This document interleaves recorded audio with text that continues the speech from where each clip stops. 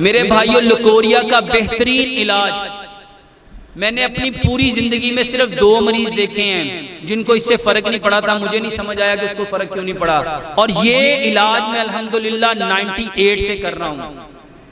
98 से इतना सस्ता है, 100 रुपया लगेगा और ये 10 दिन से ज्यादा दवाई खानी नहीं पड़ती। ये 2 बीमारियों के लिए अक्सीर है।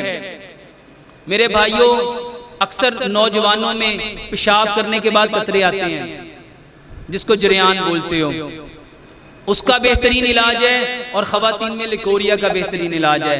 और इसकी वजह से कमर में शदीद दर्द होता है, कमर की दर्द का बेहतरीन इलाज है। असाबी कमजोरी का बेहतरीन इलाज है। मेरे भाइयों, 50 ग्राम, सिर्फ 50 ग्राम सफेद मूसली लो, सफेद मूसली, 50 ग्राम स्याह मूसली लो, 50 ग्राम असगंध नागोरी लो, असगंध नागोरी, और 150 ग्राम मिश्री लो, कूजा मिश्री। इन चारों चीजों को कूट लो, ग्राइंड नहीं करना, कूटना है लोहे के चट्टू बट्टे में, कूट के पाउडर बना लो। और 2 चम्मच दूध में मिला के अच्छी तरह पका लो और उसमें बस मिला के ठंडा करके उसको निहार में ले लो। बेहतरीन इलाज है। इंशाल्लाह ये सारे मसले ठीक हो जाएंगे।